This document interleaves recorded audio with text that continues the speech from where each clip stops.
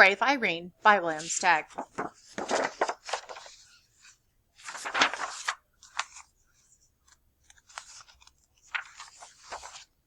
Mrs. Bobbin the dressmaker was tired and had a bad headache, but she still managed to sew the last stitches in the gown she was making. "It's the most beautiful dress in the whole world," said her daughter Irene. "The Duchess will love it." "It is nice," her mother admitted, "but, Dumpling, it's for the tonight's ball, and I don't have enough strength to bring it. I just feel sick." "Poor Mamma," said Irene. "I can get it there." "No, Cupcake, I can't let you," said Mrs. Bobbins. "Such a huge packet, and it's such a long way to the palace. Besides, it's starting to snow."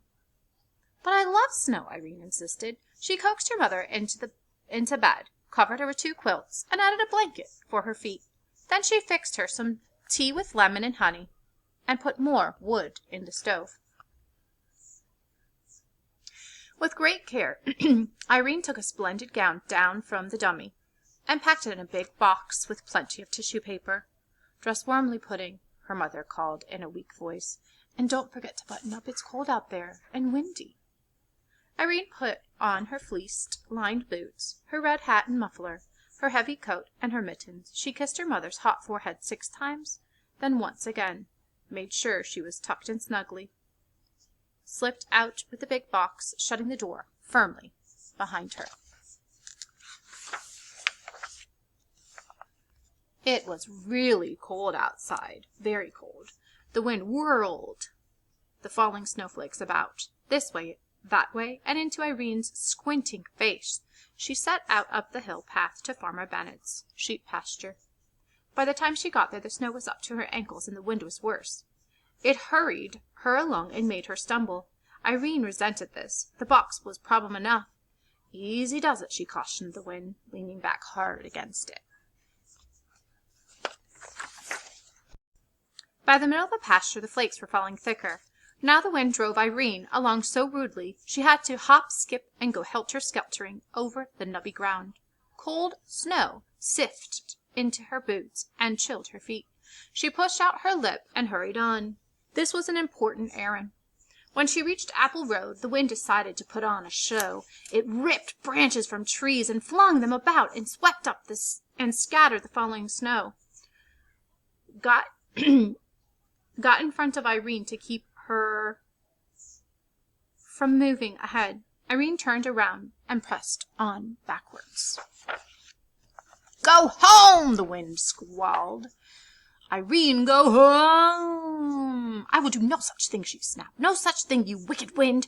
"Go home!" the wind yodeled. "Go home!" it shrieked. "Or else!" For a short second, Irene wondered if she shouldn't heed the wind's warning. But no. The gown had to get to the Duchess. The wind wrestled for her package, walloped it, twisted it, shook it, snatched at it. But Irene wouldn't yield. "It's my mother's work!" she screamed. And then, oh, the box was wrenched from her mitten grasp and sent bumbling along the snow. Irene went after it. She pounced and she shook as she took hold, but the ill-tempered wind ripped the box open, and the gown flounced out and went waltzing through the powdered air with tissue paper attendants. It's dancing, it's waltzing. Irene clung to the box and watched the beautiful gown disappear. How could anything so terribly wrong be allowed to happen? Tears froze on her lashes. Her dear mother's hard work. All of those days of measuring, cutting, pinning, stitching. For this, the poor Duchess, Irene decided she would have to trudge on with just the box to explain everything in person.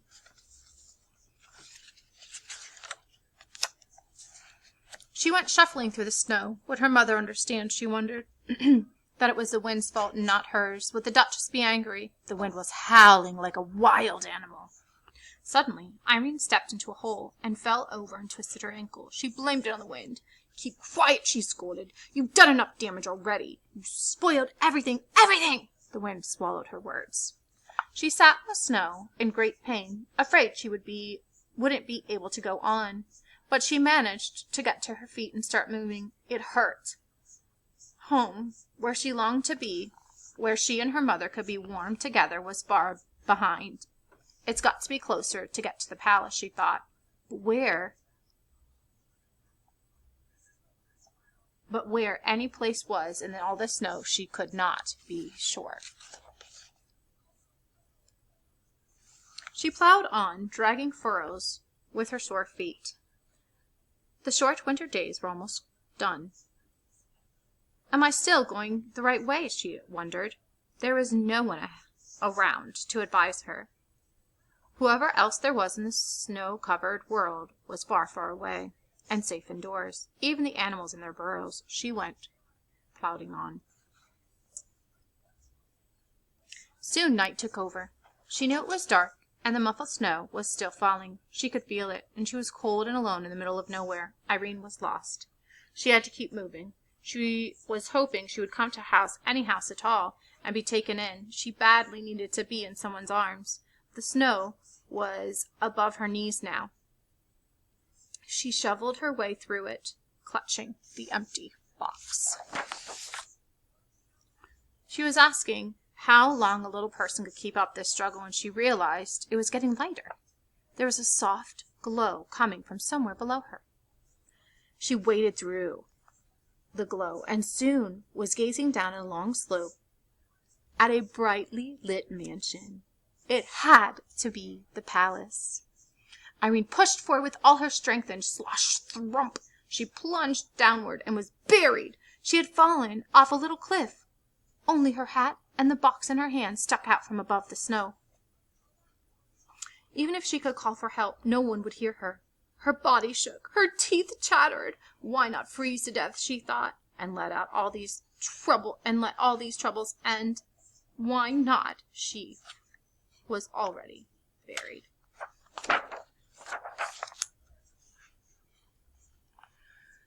And never see her mother's face again? Her good mother, who smelled like fresh baked bread.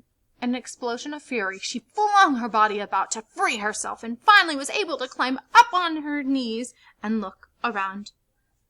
How to get down to that glittering palace? As soon as she raised the question, she had an answer. She laid the box down and climbed aboard, but it pressed into the snow and stuck. She tried again, and this time, instead of climbing on, she leapt. The box shot forward like a sled. The wind raced after Irene, but she couldn't keep up. In a moment, she would be with people again, inside somewhere warm. The sled slowed to a jerk, and jerked to a stop on the paving stones. The time had come to break the bad news to the Duchess. With the empty box clasped to her chest, Irene strode nervously towards the palace.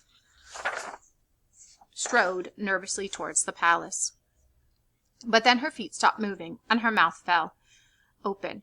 She stared. Maybe this was impossible. Yet there it was, a little way off, over to the right, hugging a trunk of a tree. A beautiful ball gown. The wind was holding it there. "Mama!" Irene shouted. "Mama! I found it!" She managed somehow, despite the wind's meddling, to get the gown off the tree and back in the box. In another moment she was at the door of the palace. She knocked twice with the big brass knocker. The door opened, and she burst in. She was welcomed by cheering servants and delirious Duchess. They couldn't believe that she had come over the mountain in such a storm, all by herself. She had to tell the whole story, every detail, and she did. Then she asked to be taken back to her sick mother. But it was out of the question, they said. The road that ran around the mountain wouldn't be cleared till morning. "Don't fret, child," said the Duchess. "Your mother surely is sleeping now. We'll get you there first thing tomorrow." Irene was given a good dinner as she sat by the fire, the moisture steaming off of her clothes. The Duchess, meanwhile, got into her freshly ironed gown before the guests began arriving in their sleighs. What a wonderful ball it was! The Duchess in her new gown was like a bright star in the sky. Irene, in her ordinary dress, was radiant. She was swept up into dances by handsome aristocrats who kept her feet off the floor to spare her ankle. Her mother would enjoy hearing all about it. Early the next morning, when the snow had long since ceased falling, Mrs. Bobbin woke from a good night's sleep feeling much improved. She hurried about and got a fire going in the cold stove.